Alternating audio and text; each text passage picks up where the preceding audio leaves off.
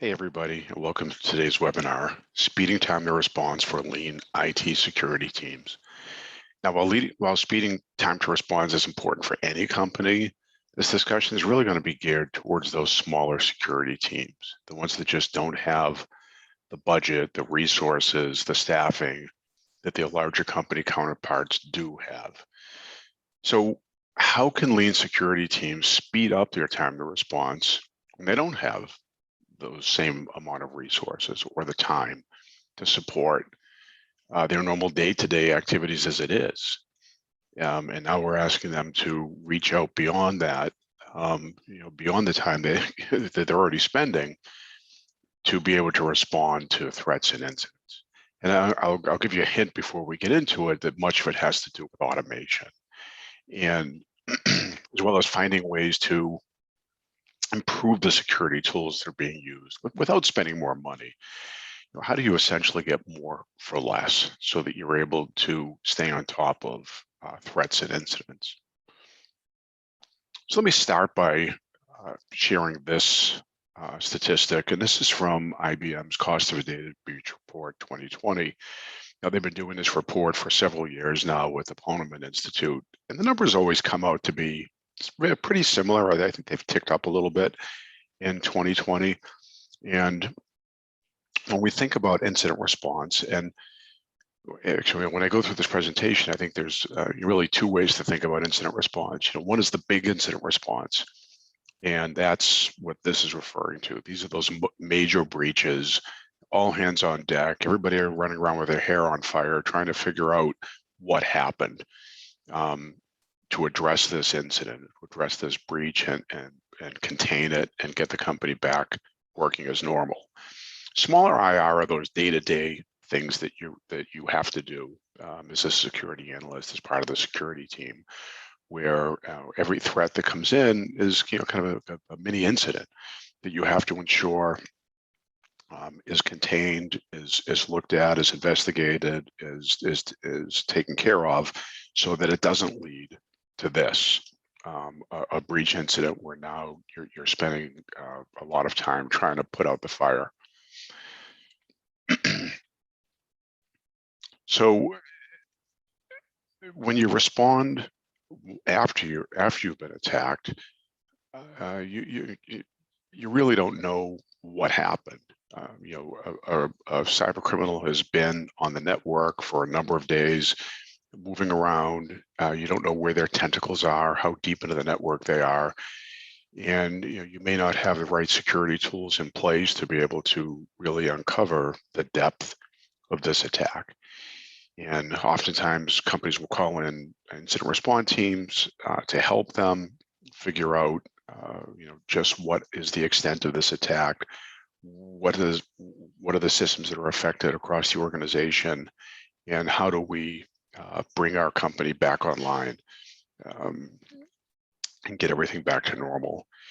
So again, looking at these numbers, mean time to identify 230 days. That's a long time. That means a criminal is hiding in the network, moving around, lateral movement, privilege escalation, doing everything they can until the company ultimately discovers that, yes, there's a breach.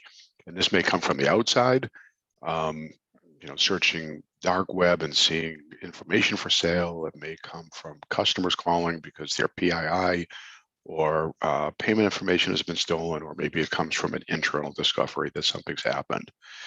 And then the meantime to contain, which is another almost 3 months, is just really digging into everywhere in the environment, trying to figure out where this thing started, where it exists, how it persists. And Cynet's incident response team gets called in a lot because incident responders can't figure out just why a threat is persisting. They see some files or some processes or some user accounts that look suspect, so they're isolated or deleted, and yet the threat persists. So really digging in and figuring out the extent of this threat isn't an easy problem. So the bottom line is we never want to get to this situation We never want to get into a situation where we're reacting to a major security breach and doing all this stuff. And of course, I mean, that kind of goes without saying, but how do we do it? Because we know the number of breaches increase every year. We know that successful ransomware attacks are on the rise. And I think if you look at another Containment study, I think they actually said that some cybersecurity leaders are saying that they have invested so much money in tools, but they're not really sure they're working. And why does this keep happening in spite of all that's being invested? How do we fix this? And I know there's no single simple answer, but let's at least try to make a dent and go through maybe some approaches that can be taken to improve on this. So if we look at a high level, the why does this persist? Why does this keep happening? I think it really comes into these maybe four larger reasons. One is a lack of visibility. And this is kind of multifaceted. It could be that a smaller security company doesn't have the right tools in place. Maybe they can't see, they're not getting alerts for different threats that are coming in because they're only maybe relying on log data and it's not being reviewed thoroughly enough, or they're relying on a tool that maybe isn't as good as it should be. Maybe it doesn't see everything that it should. Or maybe the tool is providing alerts, but the alerts aren't prioritized the right way. Or maybe the company isn't looking at the alerts and investigating them and digging into them to really understand that this threat really is a signal that should be looked at.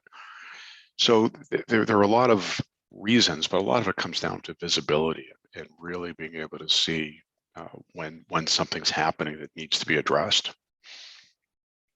Beyond that, it comes down to a lot of manual processes and manual investigation. So a person may get a threat, but now how do they really dig in and understand whether that is a very serious threat? And maybe if some automatic remediation happened, did it happen as thoroughly as it should have? And this means a lot of manual steps that one has to take, and it's time consuming to gather data, to do an investigation, to go to different windows and different panes of glass, trying to figure out the real, deep, details behind a threat that's been alerted upon. Is there anything else connected to it? What's the root cause? How did this threat come to be in the first place? Does it exist anywhere else across the network? Excuse me. There are a lot of things that need to be determined, and unfortunately, oftentimes they're overlooked, and that doesn't happen. Again, leading to a more serious breach. Another problem is incomplete remediation. Oftentimes remediation actions are manual, meaning that whoever's responding needs to get to the different systems, whether they're endpoints or network points, or Active Directory, whatever it might be, and it's tedious, and we have to make sure that it's all done properly and fully. And oftentimes, things are missed in the remediation process. And then finally, it's just this general lack of deep expertise on leaner security teams. A leaner security team has to be kind of a jack of all trades. There's a lot of responsibility that falls on very few folks, and they just don't have the bandwidth to specialize and get the proper training and take the proper time to really focus on the latest threat vectors and threat techniques, and really dig into different threats with proper investigation, because they're just too busy with day to day. So these are things that lean security teams face on a daily basis, and in a couple of slides we'll get to how do we fix this? How do we kind of eliminate these issues? And I just wanted to show this slide because I love the pictures by this guy Lou Bolin, that shows himself kind of disguised with different backgrounds. And it just always reminds me of cyber attackers that are, very patient, very sneaky, kind of blend in with the environment, making sure not to do anything that's going to trigger some type of response. A lot of times they're doing multiple actions across the environment in a very patient kind of way. So even if maybe they're caught in one area, they still persist in other areas. And it really helps the cyber criminals that a lot of companies just don't have the detection capabilities in place. So they're running around with so much stuff that sometimes they just do a quick glance at something and don't really dig into the deeper meaning. And it's not until you really look at this closely that you could see the otter standing here in front of the fruit stand. And I think this is very analogous to what happens, unfortunately, in a lot of smaller companies when it comes to detecting threats.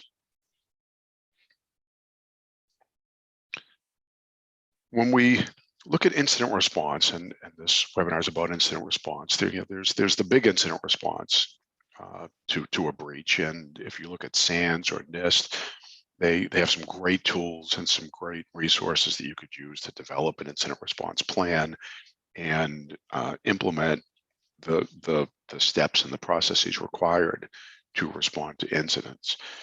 So at a high level, SANS and NIST and others recommend that there's a lot of preparation that's done, and the planning really has to do with understanding the steps that have to be taken when an attack is identified, and creating an organizational policy, making sure you understand where the sensitive assets are, and ranking the threats.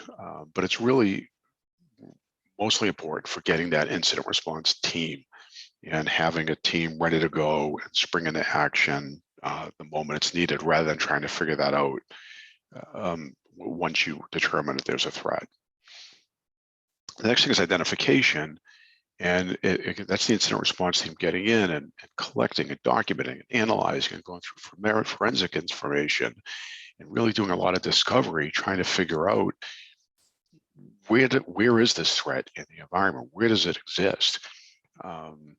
And what are all the aspects to it? Because it's typically, once an actor has been in a network for 6, 7, 8 months, there are a lot of pieces to the attack that have to be uncovered. And then, of course, the attack has to be contained. That's short-term containment, isolating network segments, isolating endpoints, to make sure that that attack doesn't spread. So now we can just focus on the part of the environment that's infected, to really route out the infection and the threats there. And longer term, things that are contained will have to be brought back online. But right now the main thing is identifying that threat so you can move to the next step of eradication. And that's really neutralizing the threat and removing all the remnants. There's a lot of investigation that happens trying to understand the root cause of the threat, how it got into the network, what all the stages were of the threat. And you could look at the MITRE attack framework to look at kind of how an attack unfolds, what a lot of the pieces are to kind of help direct you in an area as you're investigating. And then there's recovery, which is getting back to normal after the attack happened, but being very careful that as systems are brought back online, you're ensuring that that threat doesn't persist anywhere or doesn't get reactivated. If there's maybe like a malicious scheduled task that kind of spawned a lot of this, making sure that once an endpoint is brought back online, that process doesn't activate again and spawn the threat as it did before. So that has to be done very carefully. Then, of course, there's the lessons learned, where the team sits down and decides if any further investigation is needed. They look at the incident response, how that all went, change systems, tune systems, make adjustments to the security tools they have to ensure that the attack doesn't happen again or anything similar to it won't happen. Now, if we want to circumvent or prevent the big incident from happening, we can, on an ongoing basis, do a lot of, I guess, mini incident response or quick incident, automated incident response, where we're doing kind of a similar process, but on a rapid basis, constantly, to make sure that as threats come in, they're properly identified and taken care of, so that they don't turn into a big incident. And the way that looks is, so it's kind of the same thing where we have preparation, but because we'll have a lot of automation at our disposal, it leaves the security team with more time to prepare. And it gives them fewer issues that have to be continuously addressed, because we're allowing automation to do that. So it kind of makes incidents less likely because of all the preparation that's happening and kind of preventing attacks before they even get a chance to start. From identification, that really comes down to correlating, hundreds of signals coming in at a very high velocity from across the entire environment. And this kind of job was built for automation. This is what automation does. And we'll rely on security automation to instantly recognize if a threat appears on the radar. This is the ability to, even look at a very weak signal and correlate it with other signals to determine that, this really isn't something that's benign. This is something that needs to be looked at.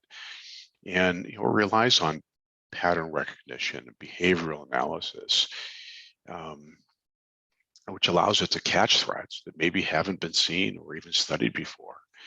And identifying incoming threats based on the earliest evidence really requires the ability to correlate signals from networks, from users, from hosts, from files, from different parts of the environment. And then really being able to differentiate what's real and what's false, because we don't want to make the situation even worse, where a system is just seeing everything and throwing out alerts left and right. We want the system to be able to gather all this data, but be more intelligent with it, so that it really doesn't raise a lot of false flags, but it really is just raising those important alerts that have to be looked at. And then we go to containment. And containment's a game of speed. How quickly can we make sure we isolate this threat? If you look at something like ransomware, that's an area that we really want to make sure we put a wall up around the threat as quickly as we can before more assets get encrypted. And immediately upon detection, we can have playbooks that are automated that dictate how to contain a threat and eliminate a threat. And automation is able to keep up with the speed of an attack.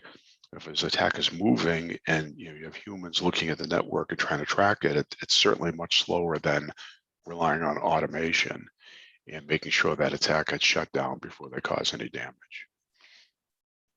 Then there's the eradication step, where we remove all traces of an attack. And it really starts with a very thorough investigation.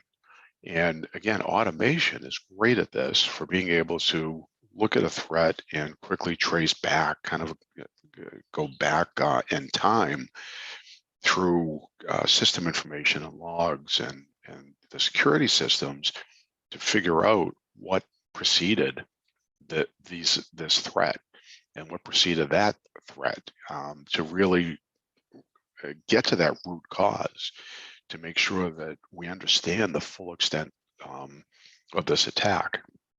And then look for any of those components of the attack anywhere else across the network. And again, automation is great at this, to quickly scan and see if we could see any parts of that attack anywhere else, and then use automated remediation actions to be able to go out and kill or disable or isolate anything across the network that needs to be isolated to make sure that that attack is fully addressed. Then recovery is the same. You bring systems back online that have been isolated, ensuring that the threat is eradicated, and monitoring those systems very closely to make sure that nothing suspicious happens. It's updating security tools with the new IOCs and maybe different configurations to ensure that the same type of threat that doesn't get into the network again. And then lessons learned, having the forensics and having tools to go through and visually and visually I identify trends and things that have happened and use those insights to be able to update systems and procedures and processes. And automation provides deeper insights without requiring the team to conduct very in-depth reviews. And teams can focus on applying the insights rather than digging in and finding them. So let's talk about how we can do this. How can we automate the important steps here to accelerate and improve our protection so that things don't lead to that big IR situation? And I'll go through a couple of examples. And when I do, I'll talk about how Cynet solves these issues. The approach used is applicable to whatever security automation technology a company may use. But the keys are really visibility and speed as we discuss these. So first we look at identification, and we want to make sure that we have visibility across the environment into as many different components as possible in a very automated and timely fashion. It becomes very difficult to look at logs days after they occurred and try to correlate logs from different system components together in a manual way. The better approach is to, in real time, collect and analyze behavior and activity from multiple sources. And here you could see, file activity and process activity, a user activity. There's network traffic we're going to look at. Maybe you could use deception technology. You want to get down to the level of memory on the endpoints to see what's happening there, which is key to identifying many different types of attacks. And if you look at a tool like the upcoming XDR tools that are out there, the idea is to try to pull a lot of these together onto a single platform. So these aren't all separate streams they're disconnected, but rather they all come into a single point. So you don't have a separate maybe EDR tool and a separate NDR tool, and each of them allows you to see a fraction of the attack surface. You want that full visibility brought into that single platform, so that all these signals can be correlated together and you can understand the context behind them to help expose threats. It's much easier to identify a threat when you have more data that can be correlated together, because it starts to have things make sense versus just looking at threats kind of like one stream at a time. It helps make alerts much more positive. It helps reduce, it makes alerts much more accurate, helps reduce false positives, and provides a lot of context associated with the alerts. So when it comes time to do some investigation, whoever's looking at it has a lot more data at their disposal and not just a single stream of activity. And then if we look at automating containment, an XDR platform also does this very well because it is looking at multiple parts and can reach into multiple parts of the environment from a single console, different types of immediate remediation can happen, whether it's doing something to files on a host, or triggering something that happened on the host itself, doing something with users, causing password resets if we find that a user's been account has been compromised, reaching out to the network. You can see lots of different activities that can automatically be invoked the moment a threat is discovered, to make sure that containment happens very quickly. And one of the really more powerful things here is this idea of playbooks, where we can string multiple remediation actions together as soon as we see certain dangerous threats, like in the case of ransomware. It's interesting to kill that ransomware process on an endpoint, but that may not contain the threat.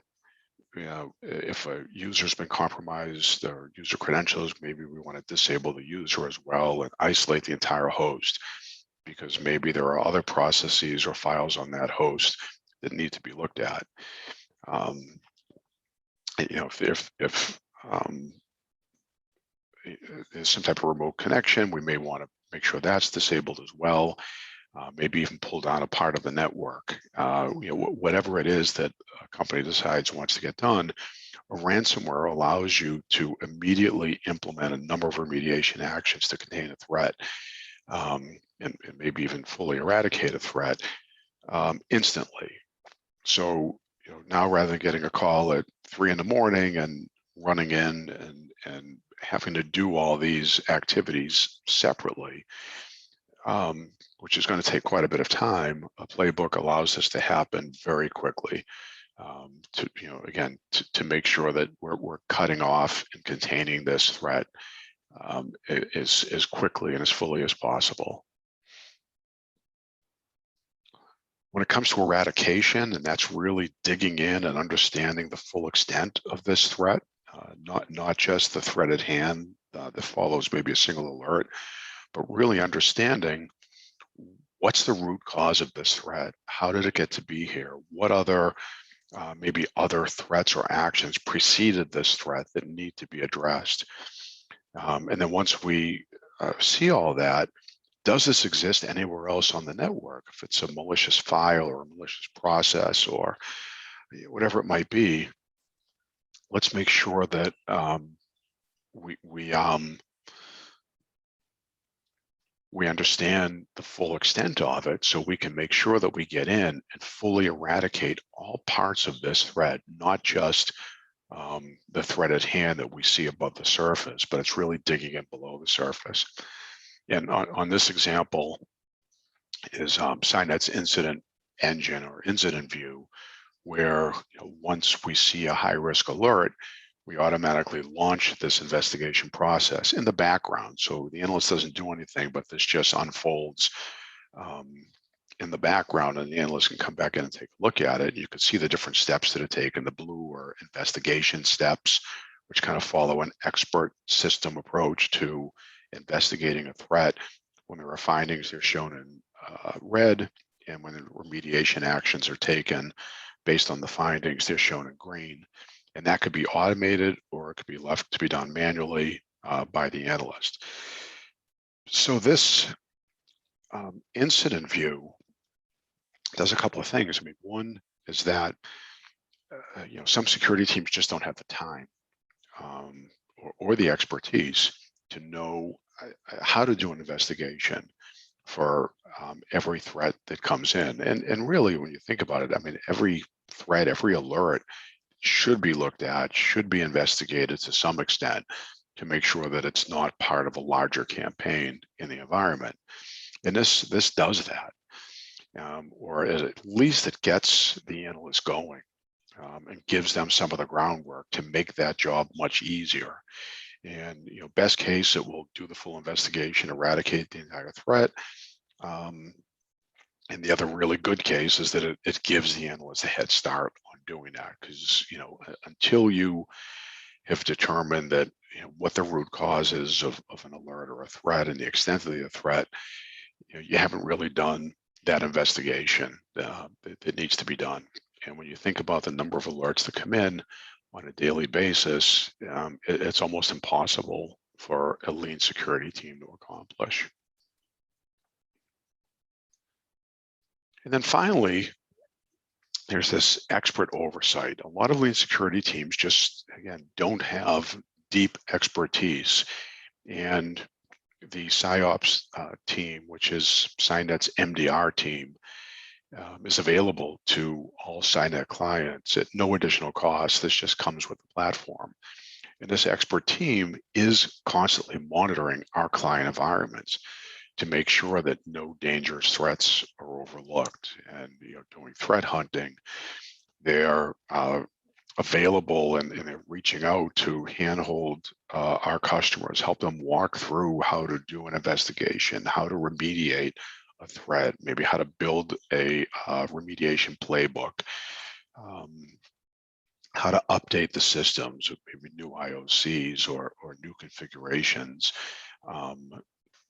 to make sure that our clients have the expertise. There is somebody to turn to, and it could be just general security questions. It could be analyzing files, putting something in a sandbox and detonating it, kind of seeing what happens. Really, anything that's needed. It's just really comforting and much safer to have a team like this, behind you, so that you do have access to that expertise. Again, without the resources and budgets and time that a larger security company has, this kind of puts that expertise right there for leaner security teams. So, stepping back a little bit, we've talked through some of the components of an XDR approach and why it accelerates incident response, threat detection and visibility. But if I want to look at it maybe a different way, if you look at a breach protection stack that a larger enterprise has, how that larger enterprise approaches this, they're going to have a number of different detection tools. They may have, next-gen antivirus. They may have an EDR tool, a network detection and response tool, excuse me, user and entity behavior analysis tool, other tools, whether it's secure email gateway or step cloud, access security broker. I mean, lots of different tools, and all these tools may be what they consider best of breed, and maybe they all come from different vendors. So what they're going to want to do is bring all these tools together in a SIM, so that all the different alerts and signals and data can come into a big data lake. It could be normalized and correlated, and really help prioritize what a security team has to look at.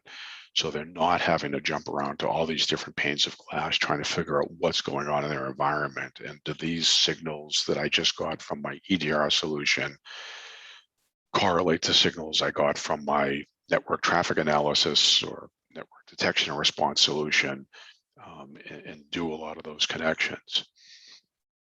And then once the alert is analyzed and action has to be taken within the environment, a lot of these bigger companies are using SOAR tools to automate investigation and automate remediation, based on the information that comes out of the SIM, to be able to reach out into the environment and gather additional information and then execute response actions.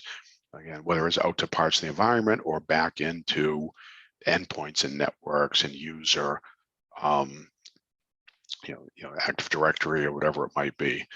And this becomes it's a very thorough and very useful tool, but it's also very difficult to maintain and manage and operate on a daily basis. And it really takes a very large enterprise to do this. So I just switched over to the next screen, and what XDR and Cynet looks at this, it's how do we bring the best of all this together, but on a single platform, so that one doesn't have to go out and get all these different components and integrate them all together in a SIM, and then bring in a SOAR and install that and integrate that and maintain that.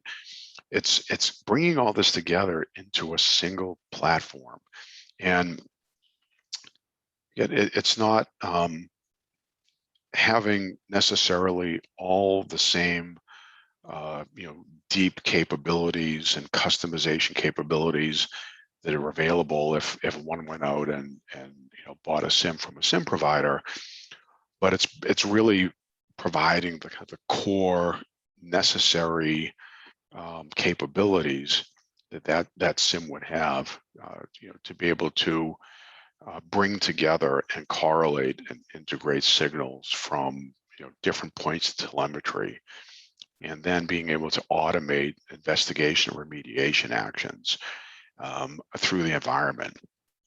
So it's carving out really the important components of all of these tools and putting it into this one integrated single platform that just works out of the box, so that anybody, any team, no matter the size, no matter what the budget is, no matter what the bandwidth is, can have this type of system that has the visibility and then has the automation all baked into it.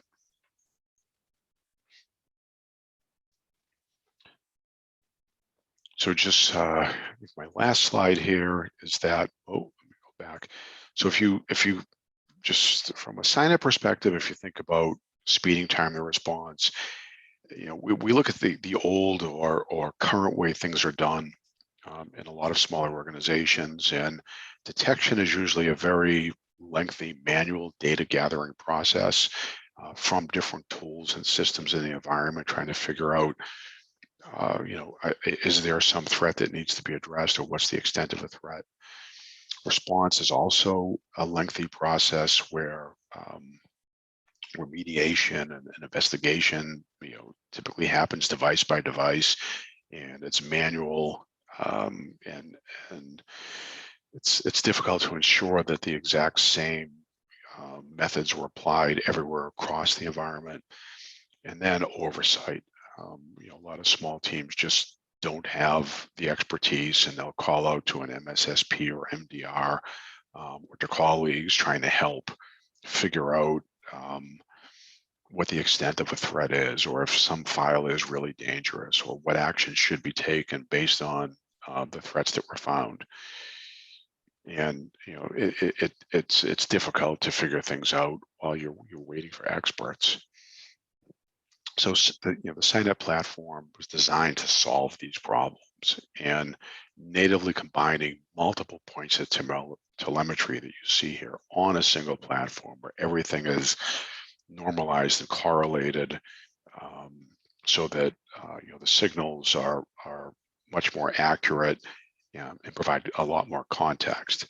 And then automated response, where it's extended remediation actions on a single platform. So it's not just what an EDR tool would do or a network detection and response tool would do, but it combines all of those together so that remediation actions could be taken across multiple components of the environment from that single pane of glass, along with playbooks and the incident engine that does the automated investigation to find root cause and extent of an attack across the environment, again, automatically.